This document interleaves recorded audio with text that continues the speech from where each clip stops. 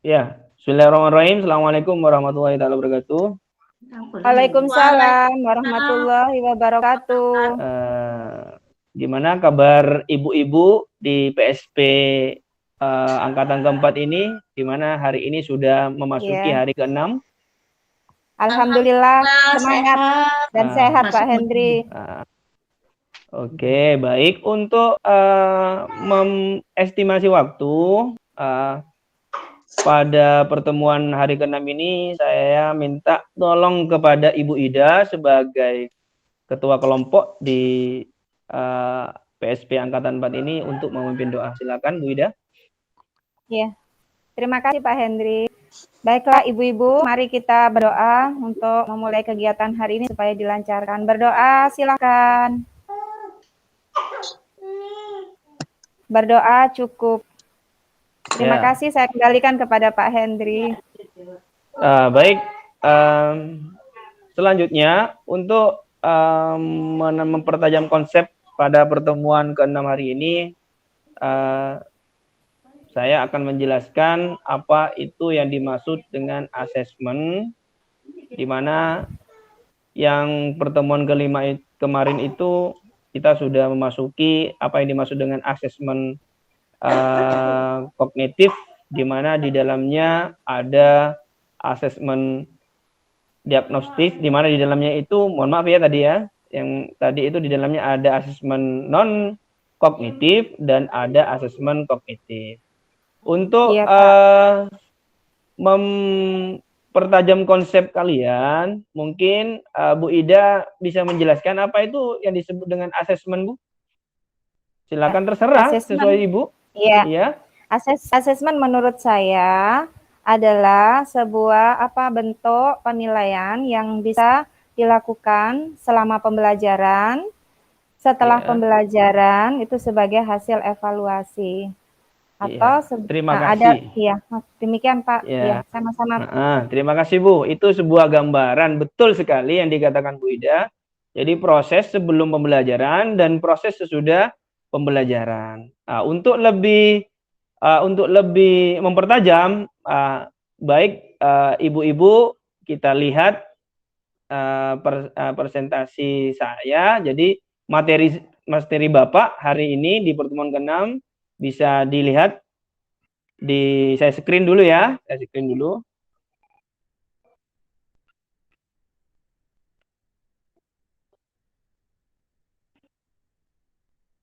Belum terlihat ya? Iya, sudah Pak, sudah muncul Pak. Baik, saya scroll ke bawah dulu ya. Ya, ketiga, ya ini sudah di ketiga. Baik, asesmen. Jadi apa yang dimaksud dengan asesmen? Dalam asesmen kognitif itu terdapat kita nanti ada poin-poin tertentu di dalamnya. Yang pertama itu mengidentifikasi capaian kompetisi siswa. Yang kedua, menyesuaikan pembelajaran dengan kompetensi. Jadi menyesuaikan pembelajaran dengan kompetensi ini disesuaikan dengan kemampuan rata-rata siswa dalam mencapai pembelajaran. Yang ketiga, memberikan kelas remedial. Artinya memberikan kelas remedial di sini bagi peserta-peserta yang kemampuannya atau kompetensinya di bawah rata-rata. Nah, jadi seperti itu. Sehingga nanti akan tercipta sebuah capaian pendidikan yang pada akhirnya nanti sesuai dengan arah dan tujuan pendidikan itu tersebut. Untuk selanjutnya kita setelah poin 3 ini untuk persiapan, di mana dalam persiapan ini yang pertama itu membuat jadwal pelaksanaan, ya, membuat jadwal pelaksanaan mulai dari persiapan peserta didik, alur tujuan pembelajaran, modul dan perencanaan dan lain-lain sebagainya dalam sekolah penggerak ini. Yang kedua, menyusun materi soal. Artinya menyusun materi soal ini nanti di asesmen kognitif ini para Bapak Ibu guru di sini akan menyusun materi berdasarkan kompetensi Bapak Ibu yang nantinya akan bisa merujuk ke kemampuan peserta didik secara berdasarkan kemampuan mereka yang akhirnya kita bisa kembangkan Nah, jadi seperti itu. Selanjutnya ya di slide yang nomor 4 ya. Ntar dulu Bapak Ibu. Yang selanjutnya, kalau sudah terrealisasi semua atau sudah diteliti semua, dilihat semua, baik asesmen kognitif atau non kognitifnya, maka akan dibentuk ya peserta didik menjadi jadi menjadi 3. Yang pertama yaitu siswa dengan rata-rata kelas yang akan diajar oleh guru kelas. Karena di sini Bapak menjelaskan tentang guru kelas. Ya, karena di fase A. Selanjutnya siswa di semester di bawahnya di bawah rata-rata mendapat pelajaran tambahan dengan guru kelasnya sesuai dengan kemampuan mereka. Yang ketiga, siswa yang mempunyai yang 2 semester di bawahnya itu rata-rata akan dititipkan ke guru kelas di bawahnya. Akhirnya membentuk suatu kelompok belajar yang didampingi oleh orang tua dan pendamping yang lain. Nah, mungkin dari presentasi Bapak, mungkin dari peserta ibu-ibu ada yang mau menanya, dilanjutkan dengan mohon maaf ya, ada slide yang belum terselesaikan. Jadi untuk melakukan asesmen ini, karena hari ini merupakan hari pertama para ibu di diklat di gelombang keempat atau di angkatan keempat, ya perlunya adanya asesmen non kognitif juga membantu di sini dalam hal untuk secara berkala untuk dipersiapkan sebagai kesimpulan dari karakter siswa dalam mencapai pembelajaran. Mungkin itu dari Bapak, mungkin ada yang ditanyakan Bapak Ibu.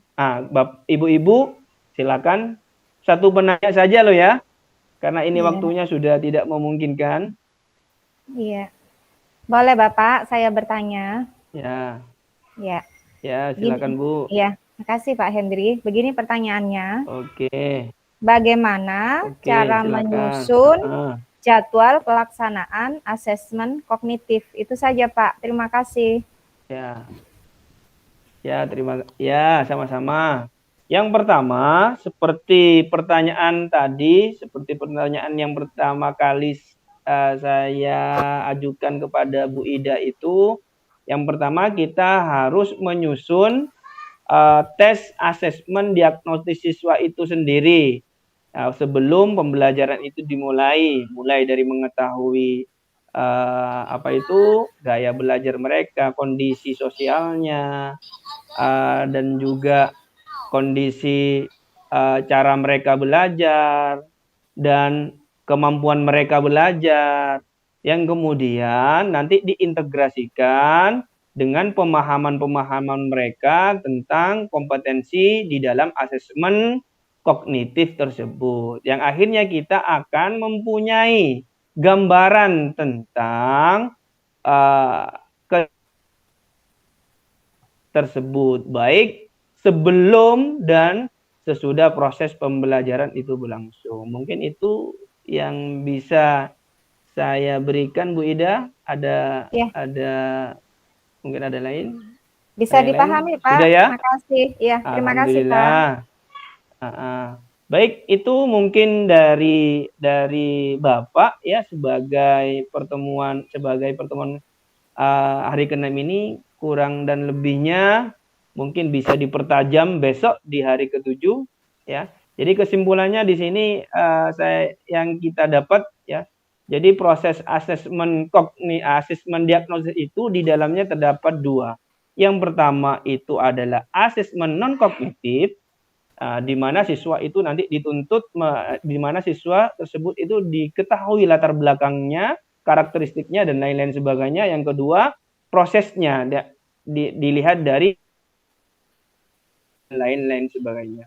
Mungkin itu dari Bapak untuk mempertajam materi selanjutnya di hari ke-7. Mungkin kita lanjutkan besok. Untuk menutupnya kepada Bu Ida lagi saya kembalikan untuk menutup persentase untuk menutup acara BIMTEK pada pagi hari ini. Silakan Bu Ida. Ya. Terima kasih Pak Hendri. Mari Ibu-ibu kita menutup acara ini dengan mengucapkan hamdalah bersama-sama. Alhamdulillahirabbil alamin. Ya, Terima kasih. Terima kasih Bapak. Iya, makasih. Terima kasih Bapak. Ibu-ibu, mohon maaf ya, Bapak. Ibu-ibu, bapak-bapak terus ya. Ibu-ibu terutama ketua kelompok Bu Ida atas partisipasinya. Insya Allah kita bertemu besok. Kurang dan lebihnya Bapak mohon maaf. Sama-sama Pak. Afu minkum, ihdinas siratal mustaqim. Assalamualaikum warahmatullahi wabarakatuh. Waalaikumsalam warahmatullahi wabarakatuh.